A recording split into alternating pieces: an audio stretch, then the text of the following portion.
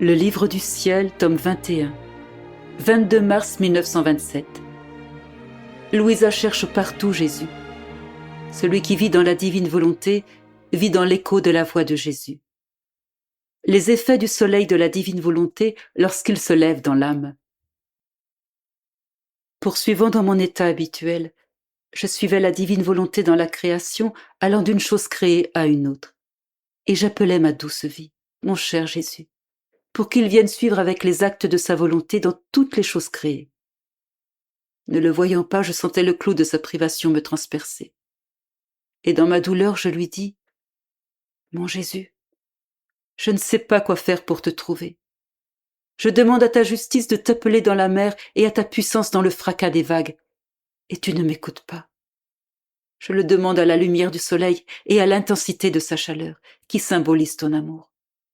Et tu ne viens pas. Je dis à l'immensité de tes œuvres, dans l'immensité de la voûte des cieux de t'appeler, et c'est en vain. Que puis-je faire pour te trouver? Si je ne te trouve pas au milieu de tes œuvres, dans les limites de ta volonté même, où puis-je trouver ma vie? J'ai penché ainsi ma peine lorsqu'il se manifesta en moi et me dit, « Comme tu es belle, ma fille, qu'il est beau de voir ta petitesse perdue dans ma volonté, me chercher au milieu de mes œuvres sans me trouver. » Et je lui dis, « Mon Jésus, tu me fais mourir.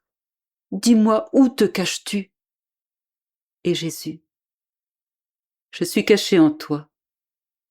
Lorsque tu entends la voix de quelqu'un, tu te dis qu'en entendant la voix de cette personne, elle doit être près de toi. Ma volonté est l'écho de ma voix. Si tu restes dans ma volonté et que tu fais ta ronde parmi les œuvres de mon fiat, tu es déjà dans l'écho de ma voix et je suis alors près de toi ou en toi. Je te fais le don avec mon fiat de te rendre jusqu'où parvient ma voix et aussi loin que s'étend mon fiat.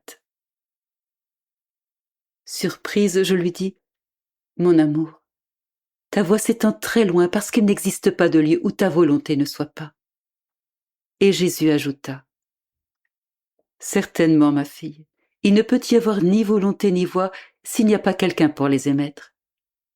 C'est pourquoi ma volonté est partout. Il n'y a pas de lieu où ma voix qui porte mon fiat à toute chose ne parvient pas. Par conséquent, si tu te trouves dans ma volonté au milieu de mes œuvres, tu peux être sûr que ton Jésus est avec toi. » Je pensais après cela au grand bien que la divine volonté nous apporte. Et alors que j'étais totalement immergée en elle, mon doux Jésus ajouta, « Ma fille, lorsque le soleil se lève, il chasse l'obscurité et fait apparaître la lumière. L'humidité de la nuit qui a recouvert les plantes les a alourdies et abattues. Au lever du soleil, cette rosée nocturne est changée en perles qui décorent toutes choses, les plantes, les fleurs et toute la nature. Sa splendeur argentée leur redonne joie et beauté et chasse la torpeur de la nuit.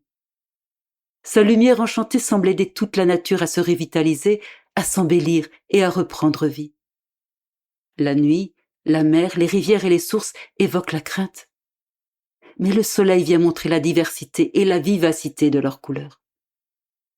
De la même manière, lorsque ma volonté se lève, tous les actes humains sont revêtus de lumière.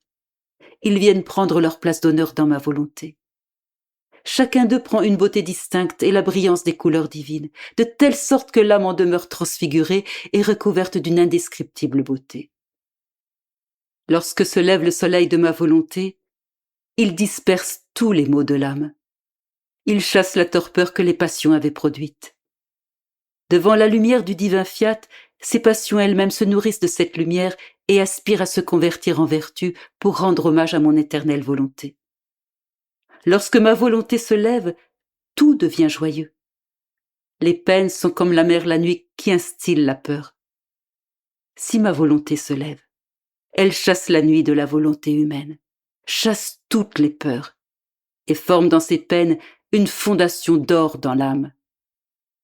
Elle revêt de sa lumière les larmes amères de ses peines et les cristallise en une mer de douceur, de manière à former un horizon admirable et enchanteur. Y a-t-il une chose que ma volonté ne puisse pas faire? Elle peut tout faire, et peut tout donner. Là où ma volonté se lève, elle apporte des choses dignes de nos mains créatrices.